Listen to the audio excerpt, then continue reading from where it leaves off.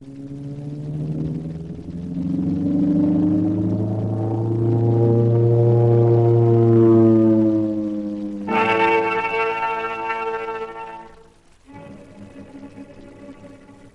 Delroy, clever girl operative, and Sergeant Fitzgerald of the Department of Justice are baffled by the trend of events in the airmail mystery. Sent to investigate a strange series of airmail robberies, Miss Delroy and Fitzgerald find themselves involved in a startling crime which has just resulted in a murder. Andy Andrews, pilot for Trans-American Airlines, is found dead at the controls of his plane with a bullet wound in his head.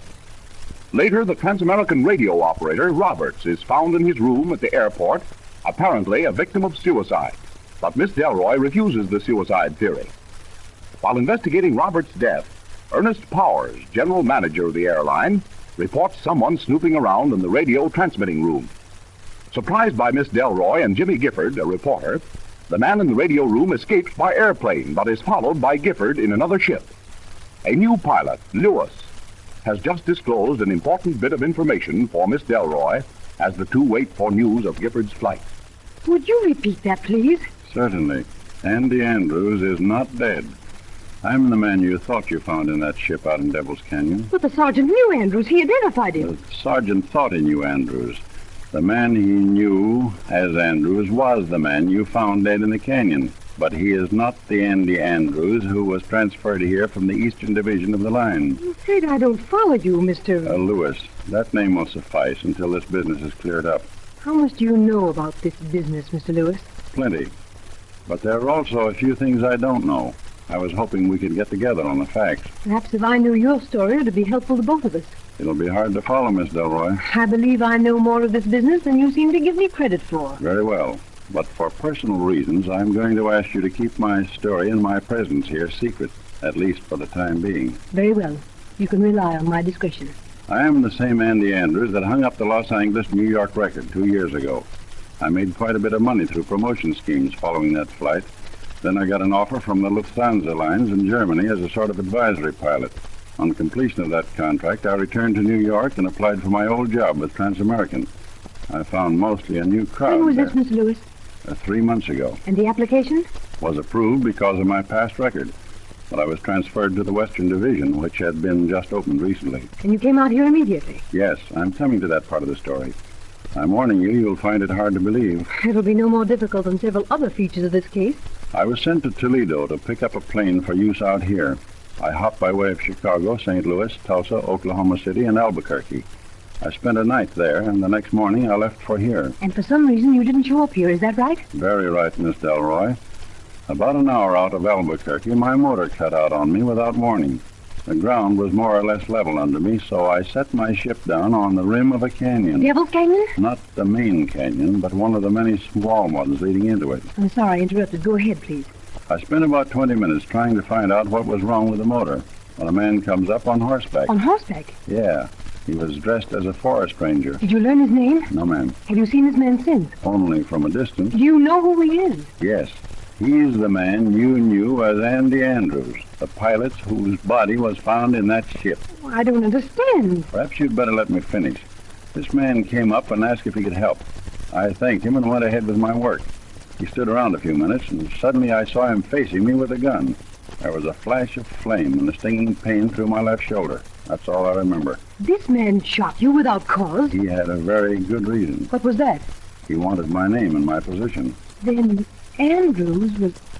I think I see a light. Please go ahead. When I regained consciousness, my pilot's license, identification papers, company transfer slips, and the ship were gone.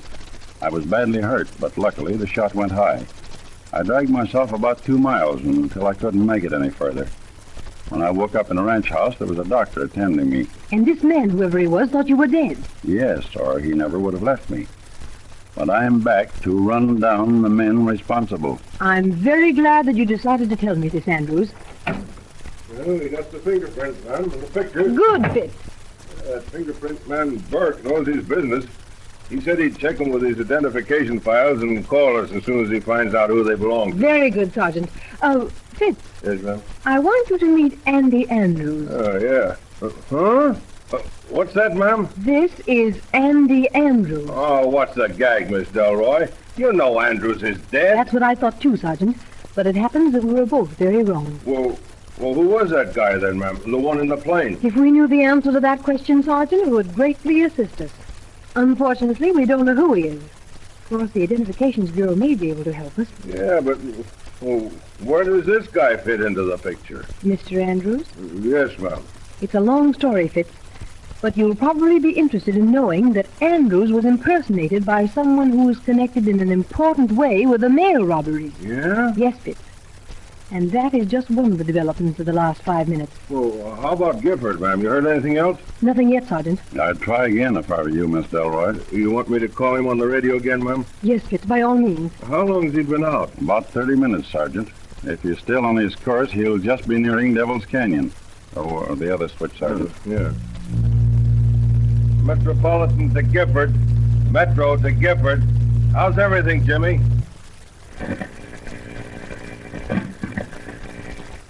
Oh, something's happened to him, I'm sure.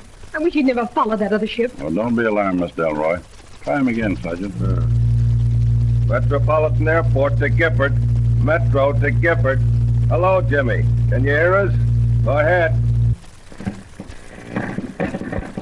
Hello, Fitz. Everything's still okay. I'm right on his tail, about 1,000 feet up. Don't worry about me. Ask him where he is, Fitz. Yes, ma'am. Gifford, Miss Delroy wants to know where you are. Go ahead. How the heck should I know? Black as pitch up here. I'm keeping my eye on his navigation light. I'll follow him as far as he wants to go. Get his compass reading. I'll tell you where he is. Gifford, what's your compass reading? We'll give you your location. Still 41, Fitz. He's heading right out over that canyon unless a headwind has held him back. I know those fast mails like a book. Fitz, you've got to stop him. Tell him I won't let him do this. Tell him to turn back. That other ship's leading him on. Yes, ma'am. Hey, Gifford, Miss Delroy says to turn back. You'd better take her advice, Gifford.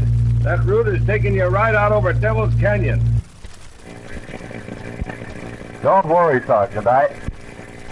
What's happened? Quick, Fitz. What's happened, Gifford? What's up, Jimmy? This motor's cutting on and off. It seems... There it goes again. His gas tanks. He forgot to cut on his main tanks. He's run the emergency dry. Tell him to cut on the main tanks, Sergeant. Quick, before his motor quits cold. Cut in your main tanks, Gifford. Your main tanks aren't cut in. Oh, something else is wrong. I know it. Call him, Fitz.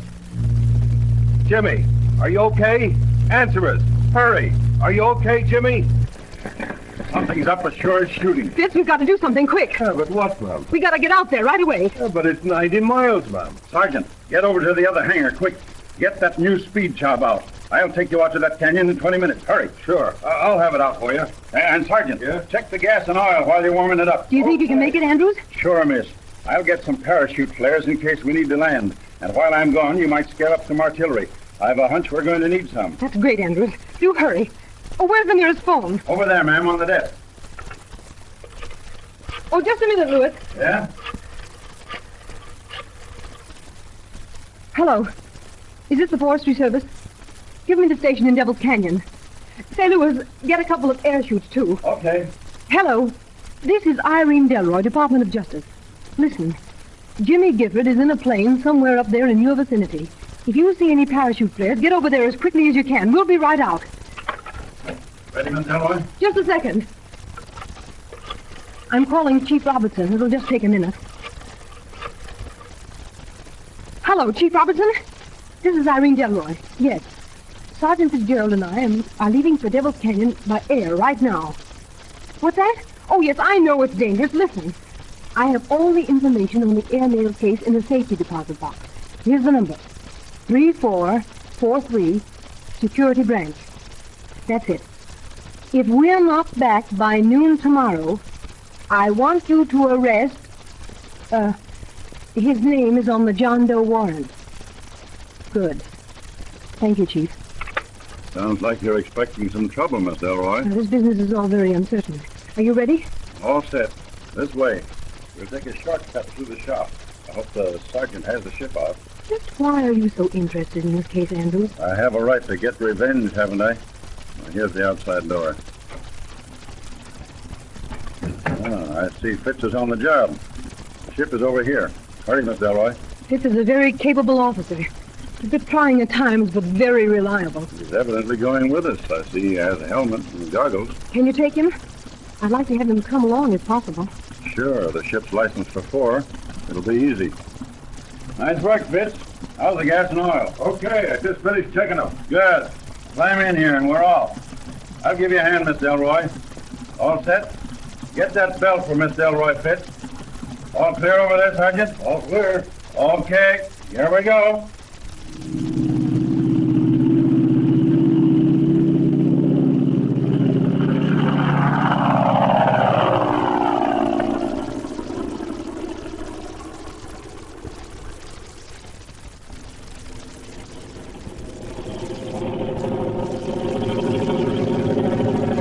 That's the third beat that we've passed, Fitz. Yeah, it won't be long now. There's the Sentinel Hill beacon to your left. Oh, I do hope nothing has happened to Jimmy. Oh, he'll be all right, ma'am. He's okay up there. Hey, what's wrong with the motor? It's stopping, Fitz. Hey, Andrews, what's wrong? Gas line broken. The gas is flying all over the ship. We'll have to try a landing. Not here, you won't. Look at those mountains. You'll never make it. We can't stay up. We've got to try it. We're not down yet.